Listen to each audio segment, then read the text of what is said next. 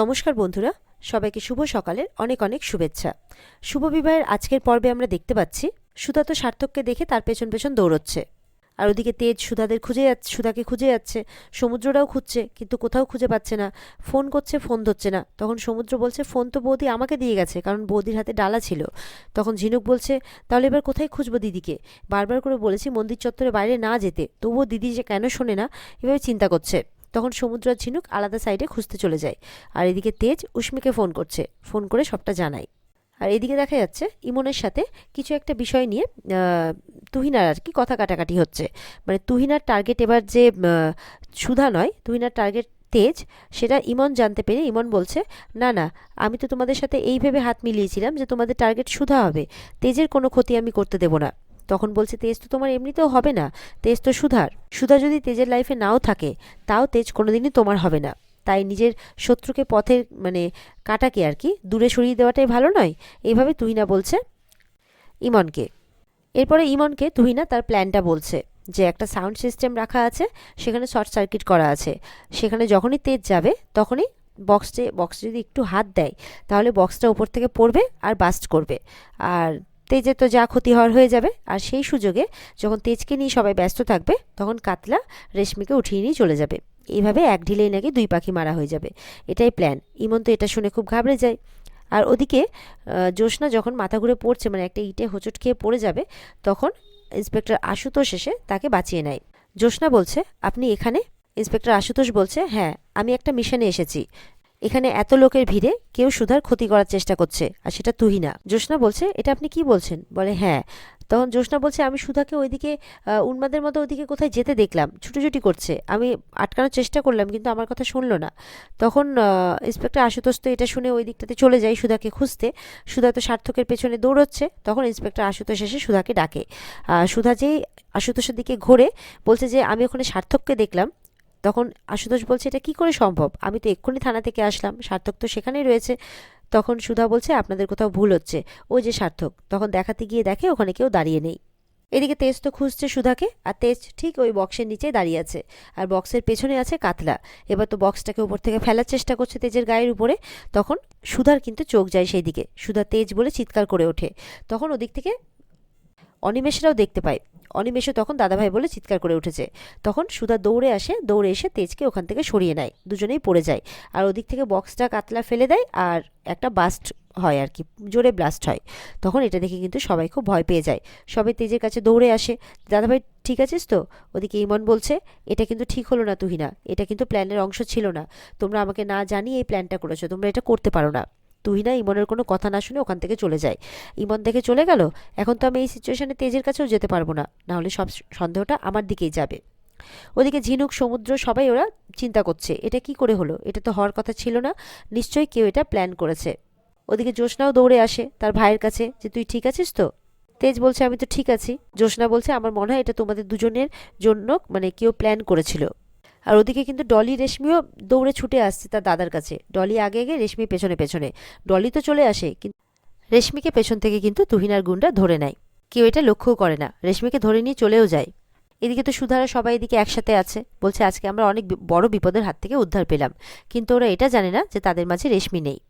এদিকে রেশমিকে নিয়ে যখন পালিয়ে যাচ্ছে বাইরে, তখন তো তুহিনা ফোন করেছে, ফোন করে বলছে এত দেরি হচ্ছে কেন, এখন ভেতরে সবাই এদিক ওদিক ছুটোছুটি করতে ব্যস্ত আছে, সবাই ভয় পেয়ে আছে, এই সুযোগে ওকে বাইরে নিয়ে চলে এসো, কেউ দেখতে পাবে না। তো সেই কথা অনুযায়ী তুহিনার ছেলেটি তাই করছে, রেশমিকে নিয়ে যাচ্ছে মুখ চেপে ধরে। তখন বাইরে দিয়ে যখন নিয়ে যাচ্ছে, তখন ইন্সপেক্টর আশুতোষ চলে আসে, এসে ছেলেটিকে ধরে ফেলে, দিয়ে ছেলেটিকে মারতে থাকে। তখন তো রেশমি তার হাত থেকে ছুটে যায়। এবার রেশমি পালাতে যাবে কি, ছেলেটি আবারও ধরে নেয়, কিন্তু ইন্সপেক্টর আশুতোষ তার দিকে বন্দুক তাক করে রাখে। আর ঠিক সেই সময় সেখানে তেজ, সুধা, মানে পুরো পরিবারটাই চলে আসে। তেজ এসে তখন ছেলেটিকে মারতে থাকে, ছেলেটিকে ধরে নেয়, বলে আজকে তো তোদেরকেই ধরার প্ল্যান ছিল রে, আর তোরা সেই পাতা ফাঁদে পা দিয়েছিস। সুধা বলছে তোমরা সবাইকে বিভ্রান্ত করার চেষ্টা করছিলে, ভাবছিলে আমরা কোনো কিছু বুঝতে পারবো না। আর ইন্সপেক্টর আশুতোষ বলছে আমরা সবাই জানি যে এই কাজটা তোকে দিয়ে কে করাচ্ছে, তাই এবার নামটা পরিষ্কারভাবে বলে ফেল যে তোর সাথে কে কে আছে। সুধা বলছে তুহিনার সাথে সার্থকও আছে না তোমাদের সাথে? ছেলেটি বলছে আমি কিচ্ছু জানি না এই বিষয়ে, বিশ্বাস করুন আমি কিচ্ছু জানি না। তখন ছেলেটিকে আবারও মারছে যে সত্যি কথা বল। ওদিকে তো রেশমিকে ইন্সপেক্টর আশুতোষ খুব ভালোভাবে বাঁচিয়ে নেয়, সুধাও তাই। সুধাও চলে আসে, তখন সুধা রেশমিকে বলছে, তুমি ভয় পেও না, আমরা তোমার সাথে আছি। রেশমি বলছে, আমি ভয় পাচ্ছি না বৌদি, আমি জানি যে আমার সাথে তোমরা সবাই আছো, আশুতোষ বাবুও আছেন। এবার সুধা বলছে ওই ছেলেটির ফোন চেক করার জন্য। তখন ইন্সপেক্টর আশুতোষ ফোনটা চেক করে দেখে ওখানে ম্যাডামজি বলে কেউ একজন আছে, যার সাথে কন্টিনিউ কথা হচ্ছে, আর রিসেন্টও কথা হয়েছে। সুধাও দেখে। তখন সেই ম্যাডামজিকে ফোন করতেই তুহিনা ফোনটা রিসিভ করে। আশুতোষ তো ফোনটা স্পিকারে দেয়। তুহিনা বলছে, কি ব্যাপার, একটা মেয়েকে তুলতে এত সময় কেন লাগছে, তাড়াতাড়ি করো। এই কথাটা তো শুনে ফেলে সবাই, সবাই শুনে অবাক হয়। তখন বলছে, কি ব্যাপার, কথা বলছো না কেন?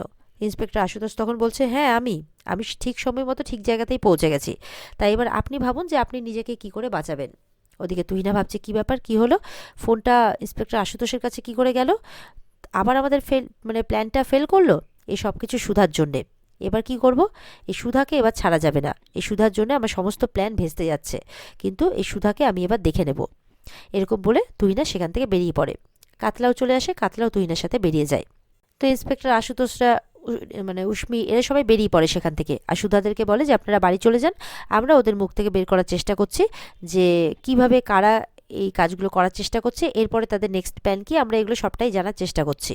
তো এই ঘটনা ঘটার পর জ্যোৎস্না তো বলছে যে তোমার শিবরাত্রির ব্রত কাজে দিয়েছে, দেখো আমার ভাই, তারপর রেশমি, এরা সবাই ভালো আছে, সুধাকে বলছে। সুধা তো বারবার করে সার্থকের কথা বলছে, বলছে এর পেছনে সার্থক আছে, আমি এটা নিশ্চিত। তখন ইন্সপেক্টর আশুতোষ বলছে, আমি তো আপনাকে বারবার বলছি যে সার্থক জেলে আছে, তবুও আপনার কথা অনুযায়ী আপনার যদি বিশ্বাস না হয়, আমি এটা আবারও খোঁজ নেওয়ার চেষ্টা করছি, তবে আপনি চিন্তা করবেন না, যদি তাইও হয়ে থাকে তো সেই ব্যাপারটাও আমরা খতিয়ে দেখার চেষ্টা করছি, সার্থক কোনো কিছু করতে পারবে না। সুধা এবার মনে মনে বলছে, থাক, সার্থকের কথা বলে আমি এই মুহূর্তে কাউকে আর টেনশন দেবো না, আমি বরঞ্চ নিজে ব্যাপারটা খতিয়ে দেখার চেষ্টা করি, আগে আমার মনের ভুলটা যেটা সেটা আগে দূর করি, তারপরে আমি এই বিষয়টা নিয়ে কথা বলবো সবার সাথে।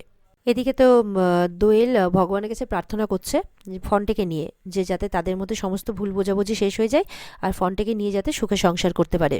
ঠাম্মি শুনে দোয়েলকে বলে, সব কিছু ঠিক হয়ে যাবে, চিন্তা করিস না। ঠিক সেই মুহূর্তে মিলন ডাক্তারের কাছ থেকে তার কাকির টেস্ট করিয়ে নিয়ে চলে আসে। তার মন যথেষ্ট খারাপ, দেখেই মনে হচ্ছে কিছু একটা হয়েছে। এদিকে দোয়েল, ঠাম্মি সবাই মিলে তো জিজ্ঞাসা করছে কি হয়েছে, অদিতিও জিজ্ঞাসা করছে রিপোর্টে কি এসছে।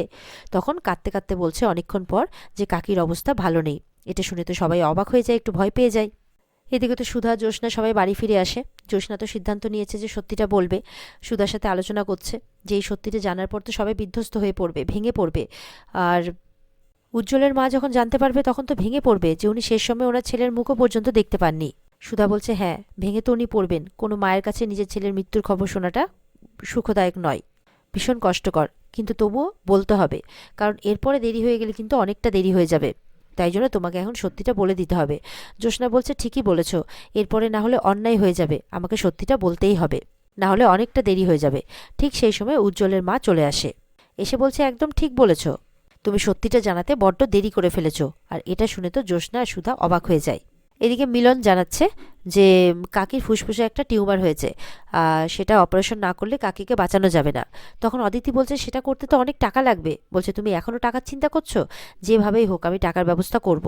তখন সুধার ঠাম্মি বলছে, আমার কাছে দুগাছা চুড়ি আর এই পাতলা চেনটা আছে, এটা দিয়ে যতটুকু হয়। তখন বলছে যে তুমি এই তোমার এই হাত পাটুকু সম্বলটুকু দিয়ে দেবে, আমি ব্যবস্থা করছি, যা হয় কিছু একটা ব্যবস্থা করে নেব। সবাই তো বলছে জ্যোৎস্নাকে যে এত বড় সত্যিটা কেন লুকোলো। তখন তেজের বাবাও বলছে যে তুই এত বড় কষ্টটা নিজের বুকে চেপে রাখলি, কি করে বুঝলি যে তোর কষ্টটা আমরা হালকা করতে পারবো না। তারপরে তেজের মাও বলছে, তুই নিজে নিজেই কষ্টটা সহ্য করলি মা, দিয়ে জ্যোৎস্নাকে বুকে আগলে নেয়। সুধা বলছে, কিন্তু সত্যিটা কি করে জানলো সবাই। তখন ছোট কাকিমা ভেতর থেকে মৌকে নিয়ে আসছে, যে ভাগ্যিস মৌ তুমি ছিলে, তাই জন্য সত্যিটা আমরা সবাই জানতে পারলাম। ঠাম্মি তো বলছে যে জ্যোৎস্না, তুমি এতদিন এই সত্যিটা আমাদের কাছ থেকে লুকিয়ে গেলে আর সদবার বেশি ঘুরে বেড়ালে, আর সুধা তুমি বা এই সত্যিটা কেন লুকোলে। তখন সেখানে কিন্তু তেজ আসে, এসে সবাইকে বলছে, সুধা কি লুকিয়েছে সবার কাছে, কি হয়েছে। তেজকে তো তরিতা বিভিন্ন রকমভাবে ইনিয়ে বিনিয়ে কথা বলছে, যে দিদিভাই আপনাকেও বলেনি যে আমাদের ঠাকুরজির জীবনটা তো শেষ হয়ে গেছে, উজ্জ্বল জামাইবাবু তো আর নেই, ও পৃথিবীর মায়া কাটিয়ে চলে গেছে। এটা শুনে তো তেজ অবাক হয়ে যায় যে কি কি বলছে এটা। সুধা বলছে যে হ্যাঁ, এটা সত্যি কথাই, জামাইবাবু আর বেঁচে নেই। তখন তেজ দিদির কাছেও যায়, দিদি তুই কি জানতিস সত্যিটা। জ্যোৎস্না বলছে, হ্যাঁ আমি জানতাম। বলে, তাহলে কেন বলিসনি। ওদিকে তো উজ্জ্বলের মা অনেক কটু কথা বলছে, যে ইচ্ছে করে বলেনি, বলে না, আপনার ছেলের সম্মানের কথা ভেবে আমি এই কথাটা বলিনি, যে আপনার ছেলের যাতে কোনো প্রকার অসম্মান না হয় আপনার ছেলের সমস্ত কথা জানার পর, সেই জন্যই আমি এই কথাটা বলিনি, বলে মিথ্যে কথা। আমার ছেলের উপর দিনের পর দিন তুমি অত্যাচার করে গেছো, তুমি যা বলছো মিথ্যে কথা বলছো, আমার ছেলেটাকে তুমি খুন করেছো, আমার ছেলেটা এমনি এমনি এমনি মরেনি, এইভাবে দোষারোপ করছে। তখন তো সুধা প্রচণ্ড রেগে যায় যে এই সমস্ত কিছু আপনি কি করছেন। যেহেতু জ্যোৎস্নাকে নিয়ে টানা হেঁচড়া করছে, তাই জন্য সুধা বলছে আপনি কি ভুলে গেছেন যে দিদি গর্ভবতী। তখন ওই তরিতাদের বলা কথাটা কিন্তু মনে পড়ে যায়। ছোট কাকিমা তো এটাও মনে সন্দেহ ঢুকিয়েছিল যে বাচ্চাটা উজ্জ্বলের কিনা। তখন বলছে যে এখন তো আমার সন্দেহ হয়, যেভাবে আমার ছেলেটাকে হেলাচেদ্দা করেছে, আমার তো এখন মনে হচ্ছে যেন এই বাচ্চাটা উজ্জ্বলের কিনা। এটা শুনে তো সবাই অবাক হয়।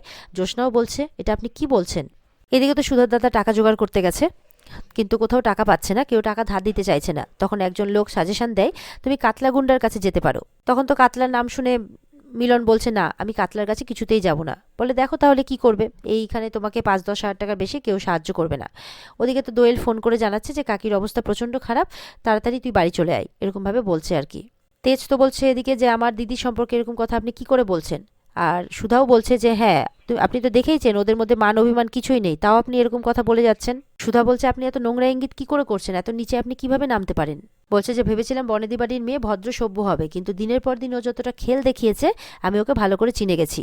তেজের মা বলছে মানছি ও সত্যিটা লুকিয়ে রেখেছে, কিন্তু এইভাবে অপবাদ দেবেন না আমাদের বাড়ির মেয়েকে। ঠাম্মি বলছে শোনো দোলন, শুধু দোলন মানে জ্যোৎস্নাই নয়, এই বাড়ির কোনো মেয়েই কিন্তু এরকম কুশিক্ষায় মানুষ হয়নি, সুতরাং এরকম কথা তুমি মুখেও আনবে না। ঠাম্মিকে তখন দোলন বলছে যে আপনার নাতি নাতনিদের না কেচ্ছার কথা আমি অনেক শুনেছি, সুতরাং আমাকে এসব কথা বলতে যাবেন না। তখন মেজকা বলছে আর কি যে আপনি এসব কথা এত শিওর হয়ে কি করে বলছেন। বলছে এই যে ডায়েরি, উজ্জ্বলের ডায়েরি, এই মেয়ের সমস্ত কেচ্ছার কথা এখানে উজ্জ্বল লিখে রেখে গেছে। তখন সুধা মনে মনে বলছে এই ডায়েরিটা তো মৌ পাঠিয়েছিল, আর এটা আমাদের ঘরে রাখা ছিল, তাহলে এটা ওনার হাতে গেল কি করে। সুধা কিন্তু মনে মনে এবার সন্দেহ করছে। আর এখানে আজকের পর্ব শেষ হয়ে যায়। তো বন্ধুরা, এই ছিল আজকের পর্বের রিভিউ। ভালো লেগে থাকলে পর্বকে লাইক, কমেন্ট আর চ্যানেলকে কিন্তু সাবস্ক্রাইব করতে ভুলবে না। পর্বের বিস্তারিত দেখতে অবশ্যই স্টার জলসার পর্দায় সবাই চোখ রাখবে। তাহলে দেখা হচ্ছে আগামীকালকে, ততক্ষণ সবাই ভালো থাকবে, টাটা।